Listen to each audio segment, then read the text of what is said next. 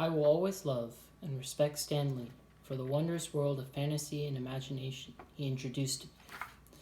One interesting fact that before I start about Stan Lee is that the name Stan Lee is a pen name that he made his real name, and his legal born name being Stanley Martin Lieber.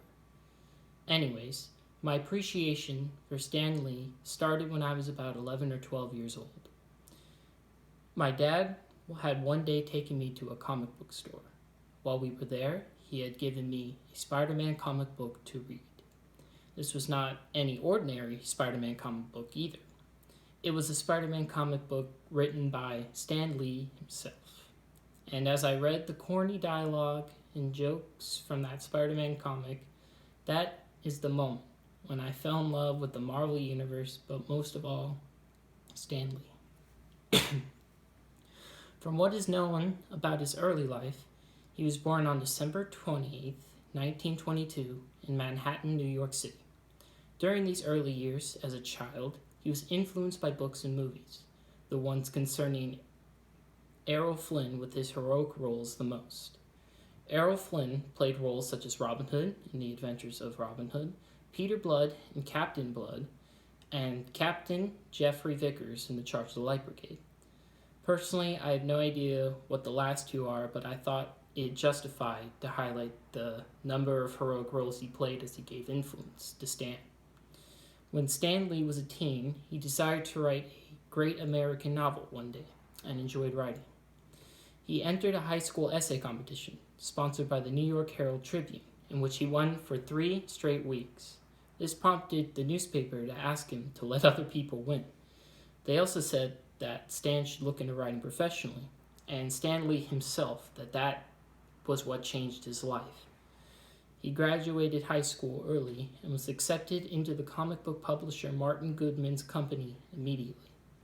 His very first comic, Captain America Foils the Traitor's Revenge, was an introduction of the character Captain America and was only a filler comic, as comics were not very popular in that time period. But as time went on, he created many superheroes with their respective teams, such as the Fantastic Four, the X-Men, and eventually the Avengers. The burst of popularity in terms of superheroes in the 1950s had encouraged Stan Lee and his team to reach greater heights than ever before. He created a multitude of companies to handle day-to-day business without him, and as he grew older, would go to comic book conventions to meet with fans. During this period, he had also found himself a wife, named Joan Clayton Bocock, and seemed content with his life of family and a legacy he had carved out.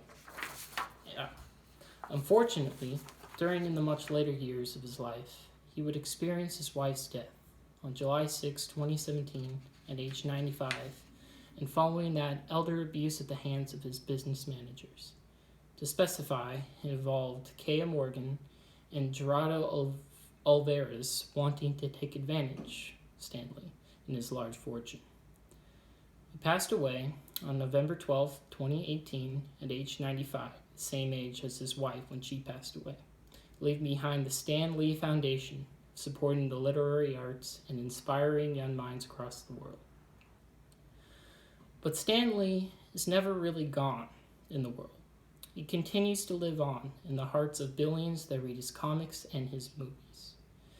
Fans of the movies who did not previously know who Stan Lee was started to recognize and acknowledge him as the movies gained popularity.